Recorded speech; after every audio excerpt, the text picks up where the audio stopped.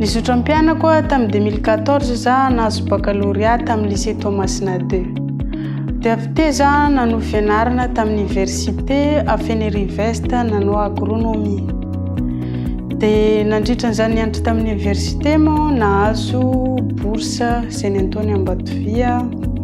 Dia avy teo zaho nagnano stage tamin'ny Ambatovia tamin'ny service livelihood tamin'ny taona septembre 2024 hatramin'ny octobre 2024. Za moa zany nahazo licence en agronomie dia amin'izao za miasa ato amin'ny Ambatovia. Za nisafidy asa amin'ny Ambatovia satria faniriko letra faela le izy ary Ambatovia koa agnisan'ny orinasa maventy indrindra eto Toamasina sy eto Madagasikara ary agnisan'ny mitondra fampandrosoana eto amin'ny toerana iasany sy eto Madagasikara. Miasa ato amin'ny Ambatovia tegna mahafinaritra satria za fa avy nagnano stage tato tegna nahita ary maro ny mpiara-miasa fampizara traikefa. Dia Ambatovia koa agnisan'ny mampiasa fitaovana avolenta. Ny asako moa zany zaho officier community development amin'ny zone peuplene igny. Voalohany indrindra aloha mpanilanilana eo anivon'ny Ambatovia sy ny mpiara-mombogna antoka amin'ny faritra misy an'ny peuplene igny. Magnaraka mifandray tsy tapaka amin'ny fikambanana zay napetraka Ambatovia eo amin'ny faritra peuplene amin'ny faritra peuplene zay magnara-maso tsy tapaka ny fotodrafitrasany Ambatovia. Dia za koa magnampy sy manelanelana ny départementa hafa amin'ny faritra peuplene igny amin'izay asa ataonjare.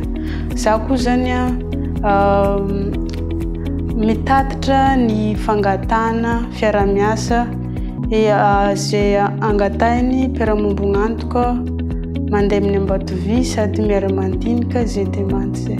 Ny fizotran'ny fianarakaso tato amin'ny Ambatovia aloha tegna mahafinaritra satria misy fifampizarana traikefa amin'le ekipa makasika le fiompiana sy fambolena tao amin'ny service livelihood tamin'le zone. Eo ihany koa le fagnamafisagna traikefan'le tantsaha amin'le fampandrosoana nataony Ambatovia. Ny tena reharehako moa zany za zanaka Paposa ao Avotrambato zay isan'le olona andray le olona afindra. Ny ray aman-dreniko zany agnisan'le voatona tamin'le famindrana olona nefa za agnisan'ny nahazo tombony tamin'ny Ambatovia satria za nisitrika an'le bourse tao amin'ny université.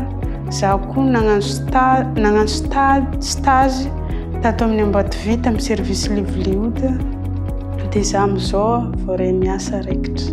Ny tena nofinofiko moa zany hiasa maharitra ato amin'ny Ambatovia, miakatra grady, mitombo ny fahaiza-manao sy ny traikefa. Ry tanora namako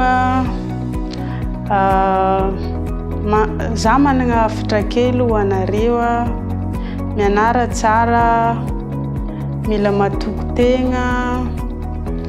Dia amin'le fitadiavana asa tsy voatery mandefa demande indray mandeha tsy voaray dia kivy, mila faritina koa.